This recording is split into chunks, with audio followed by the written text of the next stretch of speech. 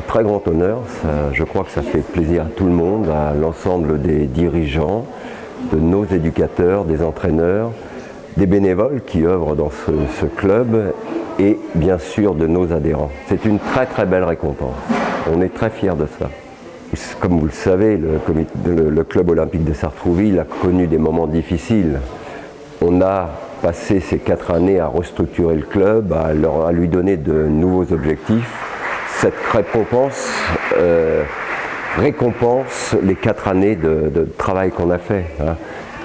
4 années de travail dans des conditions particulières, puisqu'il y a eu 2 années très difficiles par rapport à la crise sanitaire. Donc on est très très très heureux.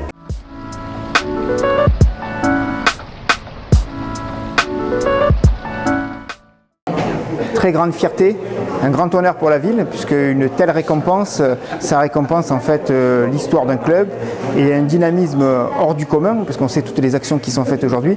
Donc on est ravis et fiers, bien sûr, de pouvoir compter le COS Judo au sein de notre ville, au sein de Sartrouville. Alors, le COS Judo est sur beaucoup de terrains. Le terrain sportif, qu'il soit loisir, qu'il soit de compétition, sur le terrain des personnes en situation de handicap, sur le terrain aussi du sport féminin où il est très engagé également. Et donc, toutes ces actions, tous ces éléments font que nous, c'est une grande fierté pour nous de compter le COS Judo parmi nos rangs sportifs.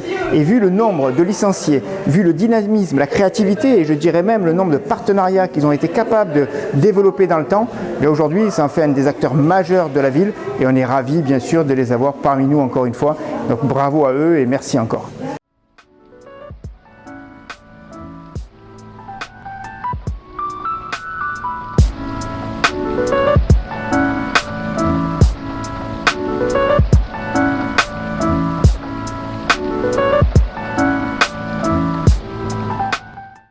Toutes les années, c'est la 17e édition, toutes les années nous organisons cette soirée de prestige pour récompenser et reconnaître d'abord et ensuite récompenser les sportifs du département dans différentes catégories, alors les hommes, les femmes, les jeunes, les moins jeunes, les dirigeants, les éducateurs, les juges arbitres.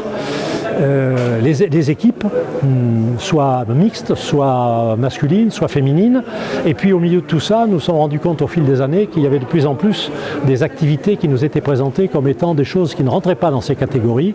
Et on a voulu les reconnaître aussi. Ce qui est d'ailleurs ce soir le cas exact de votre club, qui quand je vois ce qu'il m'a été présenté comme dossier, se présente comme ce qu'il faut pouvoir faire dans un club. Et c'est pour ça que le jury a été très sensibilisé à ça. C'est le moment où jamais dans une soirée comme ça, de montrer ce qu'un club peut faire et ça peut donner des idées aux autres. C'est ça le point important. L'objectif n'est pas de faire des jeux pour les jeux, c'est de développer le sport et l'activité sportive pour les 1 400 000 qui n'en font pas dans le département, parce qu'il y a 400 000 licenciés sportifs qui, eux, savent très bien qu'est-ce qu'on retire du sport. Eh bien, moi, ce qui m'a intéressé dans cette approche, c'est la stratégie qui a été adoptée. D'ailleurs, je l'ai un petit peu dit dans mon intervention.